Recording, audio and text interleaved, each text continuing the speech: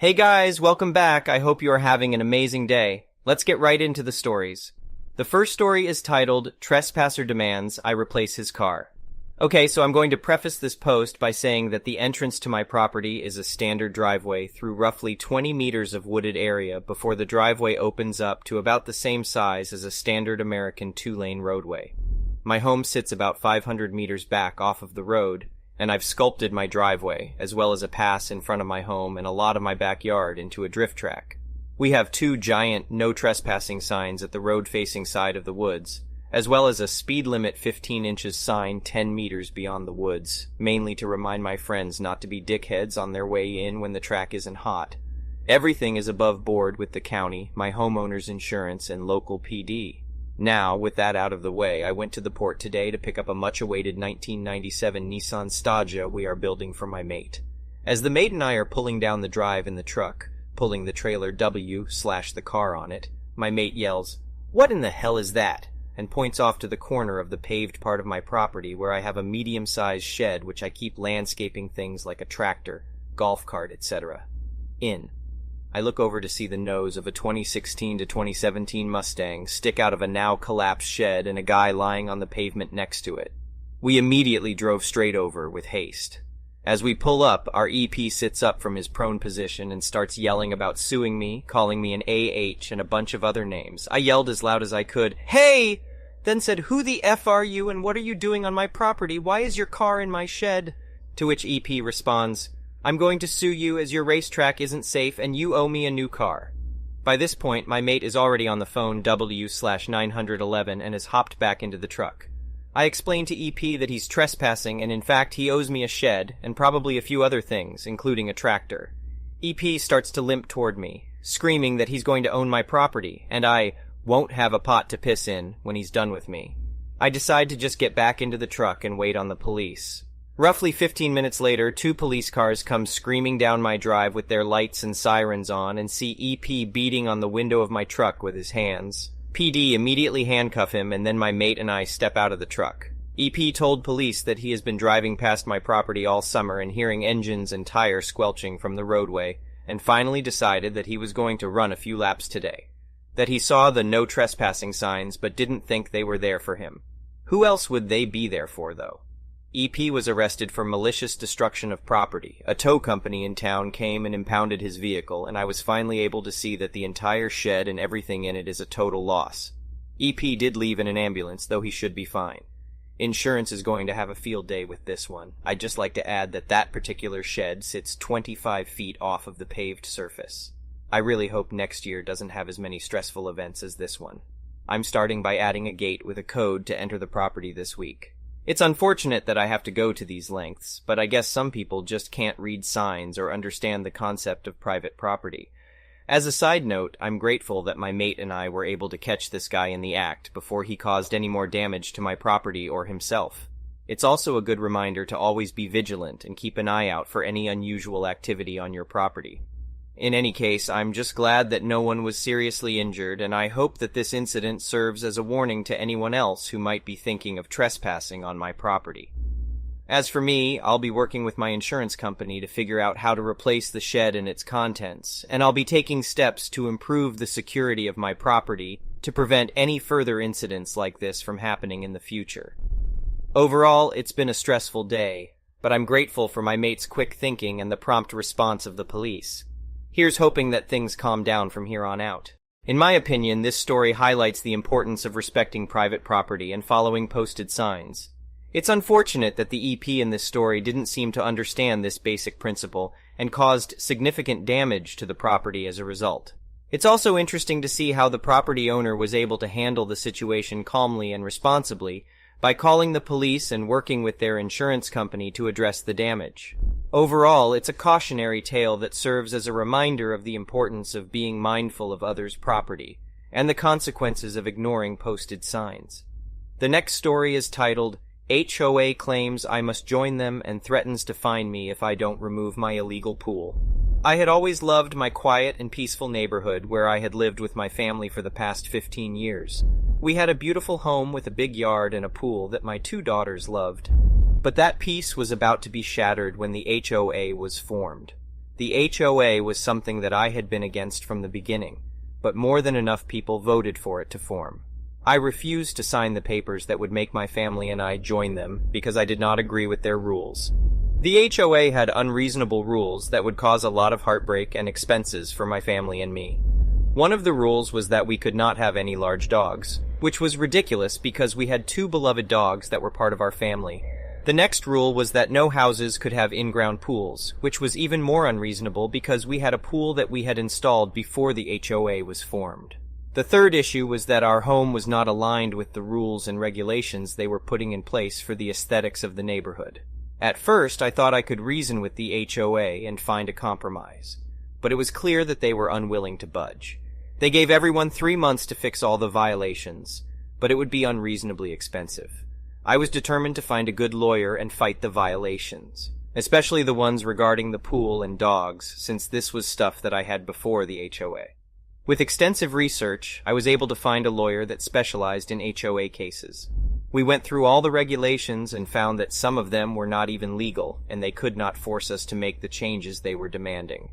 We were able to present our case and win against the HOA, but the victory was not easy. The HOA members were not happy about losing the case, and they were angry with me for taking them to court. The tension between us grew, and things started to get ugly. I received threatening letters from the HOA members, and they even went as far as vandalizing my home. I was scared for my family's safety, and I knew I had to do something.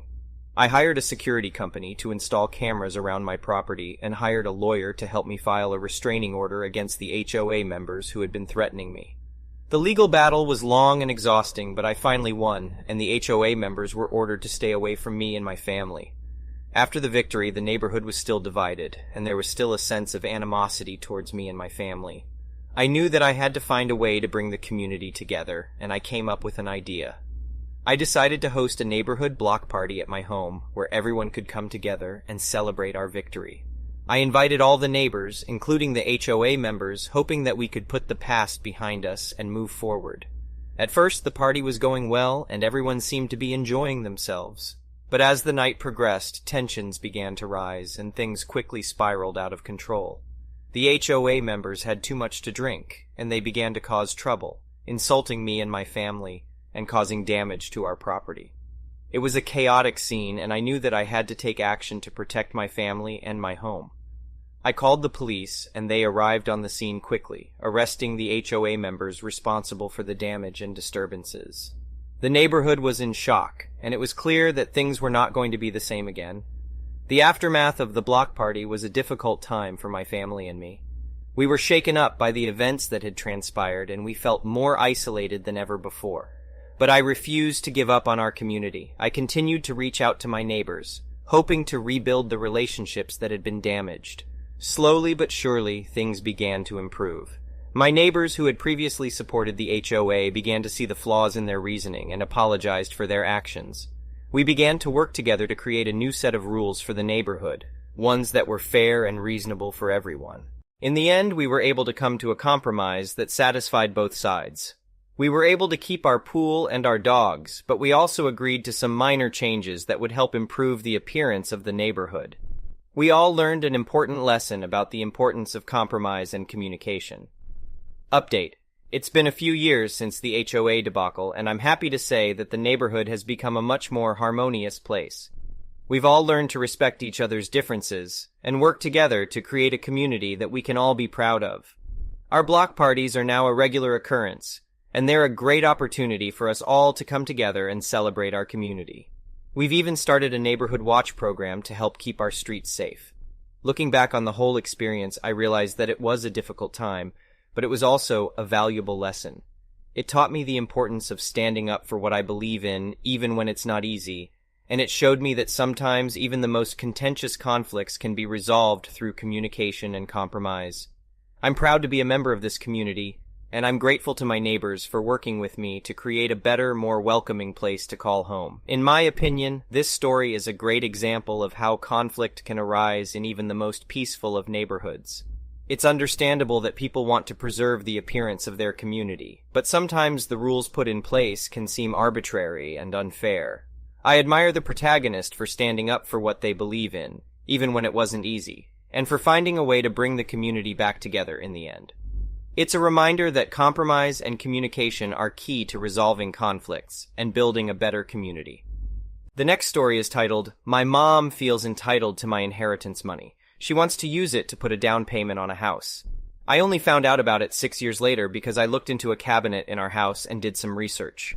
I, 24F, found out earlier this year that I was supposed to receive around $160,000 in inheritance money when my father passed away. I found out by looking into a cabinet in our house. I was compelled to do so because my mother acts rich or poor whenever it suits her and exhibits other strange behavior. I found a letter that was addressed specifically to me from the life insurance company that had my inheritance. All I needed to do was submit some paperwork and they'd give me a check. I'm not sure how, but my mother somehow submitted documents for me and even cashed the check that was in my name.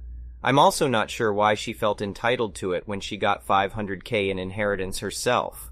When I confronted her about it, she obviously did not take it well. She was very adamant that it's her money, until I informed her that after I found the documents, I called the life insurance company and received photocopies of the check, the submitted documents, etc.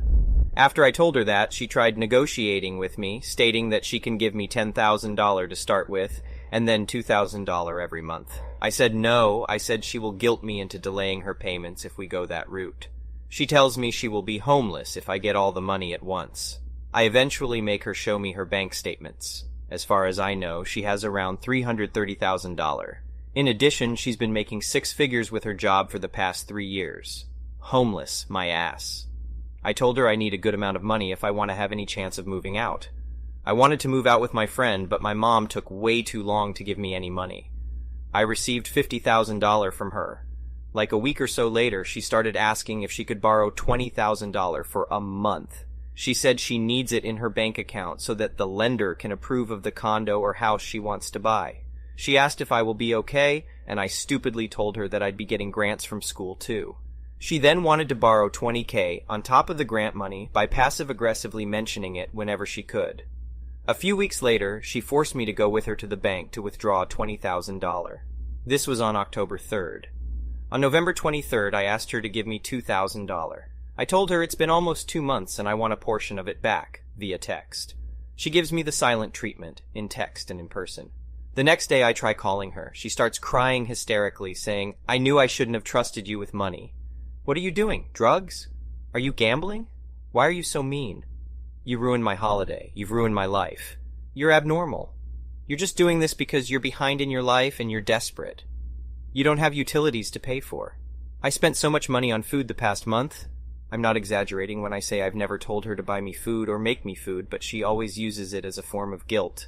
A couple of days later, we have a 4-hour argument. During this argument, I was so disgusted with her behavior that I told her that I want nothing to do with her. A couple of days after that, to my surprise, she came into my room and asked me to hug her. She started crying and said that she just suppresses her thoughts and feelings. She said she'll give me $500,000 now and then $500,000 on December 22nd. What the hell? I swallowed my anger for a couple of days, but then I could no longer hold it in. I wasn't giving her the silent treatment, but I wasn't looking at her or initiating any form of talking. She noticed this and started asking what's wrong. She said, "It's the money, isn't it?" and then repeated the same things she did last time. "Are you gambling? You have no utilities, etc." And again, she made it very clear that she wants to buy a condo or a house. I just can't remember which. I told her I'm mad at her because you told me you needed $20K for a month. It's been over 2 months and now you're still not giving it, so you lied. After this, she started acting like she was about to cry, and then she left the house. She then transferred another $500,000. I haven't talked to her since. It infuriates me that she thinks she's entitled to this money. Why do you need a house? You're getting old and you're single. Secondly, not only was this money only in your account in the first place because you committed fraud, but now I let you borrow money and you're going to treat it like it's an allowance. It's my money, legally! Get over it! You already got $500,000 before you took my money. Since I was 18, I've been working minimum wage jobs. She's made it so clear as day that she thinks her needs are way above mine. I don't have utilities, I don't have a career yet, so I'm less important. Even if that's factually true, I'm your child and that money is legally mine. Also, I just want to share this example of her behavior that I just remembered. When I was 19, I was working at a tutoring place in addition to a restaurant while taking 16 units in college with no car. I was leaving the house one day to go get a haircut. My mom then asked me, "Where are you going?" I told her I'm going to get a haircut. She then says, verbatim, "Really? You're supposed to be using that money to help me." That's how entitled she is. At this point, she received $660,000, while her child, who is a full-time student with 2 jobs and no car, is not important enough to use the money they earned from their job to get a haircut. I'm so mad, and I just have a huge problem with getting this taken care of because I hate making people uncomfortable. This is also why I usually cannot blindside a person by randomly bringing an issue up. I usually have to text them first, but I'm starting to think that that's never a good idea. Ugh. In my opinion, this story is a sad example of how greed and entitlement can poison even the closest family relationships. It's disappointing to see how the mother in this story is willing to go to such lengths to take money that is rightfully her daughter's. It's also unfortunate to see how the daughter is struggling to assert her own rights in this situation. Hopefully, they can find a way to resolve this issue and repair their relationship in the process. The next story is titled, I take an entitled woman's cart full of groceries. I'm a man in my 50s and I am at Walmart. I hear a girl in her 20s who works at the store nicely say, "Excuse me, ladies." I see 2 entitled women in their 40s talking in front of the doors that the workers use to restock the store. The entitled women look at the worker with the disdain of royalty being interrupted by a filthy peasant. The worker, with her empty supply cart, again tells the entitled women that she needs to get through. Again, the entitled women blow her off with pursed lips and a dirty look. Now, I have a particular sensitivity to people mistreating workers, and these women have disrupted my delicate sensibilities. I walk past the entitled women, snagging one of the carts full of groceries, and I take off. It takes them a moment to notice before they pursue me. I quickly traverse the back aisle and turn the corner towards the front of the store. One of the entitled women tries to pull the cart away from me, but I make it all the way to the front of the store before letting go. I make a clean getaway and go back to get my cart. Next to the restock doors is the other woman's cart. Now, before you call me the a-hole, I'm fully aware, but these people needed to be taught a lesson, and I'm just the one compelled to step up. I grab the cart and head off to the camping section. I take the cold stuff from the cart. I needed milk and eggs anyway, so bonus. Later I felt bad that some Walmart worker would have to restock the cart from the camping section. When I went back, the cart was gone. This happened like a year ago and I didn't think much about it. The other day I was at a restaurant with my extended family. One of the waitresses kept looking at me. It took me a while to put it together. When she walked past, I said, "Didn't you used to work at Walmart?" She got excited and exclaimed that she thought it was me. I had a haircut and lost some weight since then. She filled me in on the aftermath. The ladies complained to the manager that a guy tried to steal their stuff for no reason. The manager figured there was more to the story. The entitled women wanted the manager to find me and have me arrested. The worker girl told her what really happened, and it has since become store folklore. I told her I posted the story in Am I the A-hole and got voted the A-hole. She said, "You're not an a-hole, you are a legend." My sister told her another similar story from when we were kids, but I'll save that one for another day. In my opinion, the story depicts a situation where someone takes a stand against entitled behavior towards a store worker. While the approach of taking someone else's cart may seem controversial, it's clear that the intention was to teach a lesson rather than harm the entitled women. The story also highlights the impact of one's actions and how it can create a ripple effect that leads to unintended consequences. Overall, the story serves as a reminder to treat others with respect, regardless of their social status or profession. The next story is titled, Don't Cut in Front of a Parent with Their Child, and Then Ask Us to Take Your Photo. We lived in Japan for 2 fantastic years, and one of the things my kids loved to do was go to Universal Studios Japan, particularly the Sanrio area. The kids couldn't get enough of Hello Kitty. Apparently, neither could grown-ass adults. Midday at the park, they dress up some poor soul as Hello Kitty to come out and greet the horde of fans.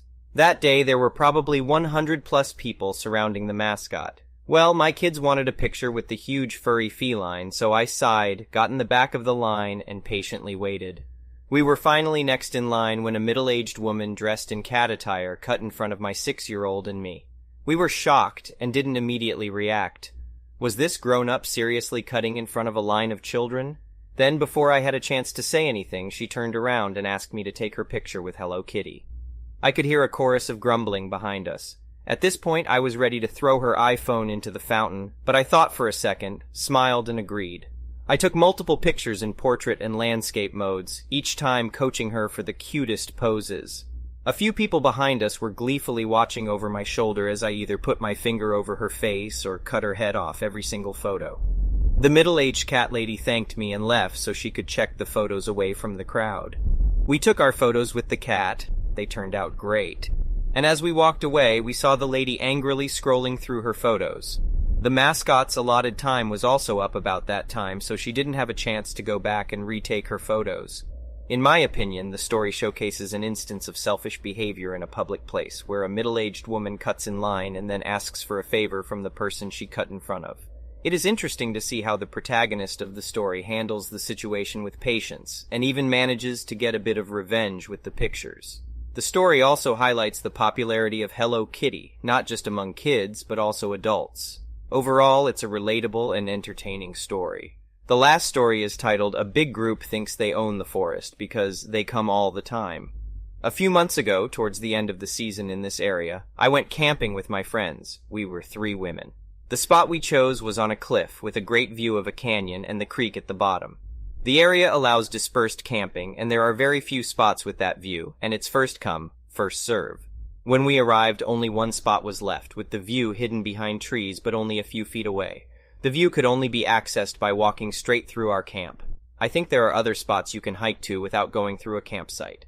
On our first night there, a couple, 2 men, walked into our camp saying they wanted to see the view.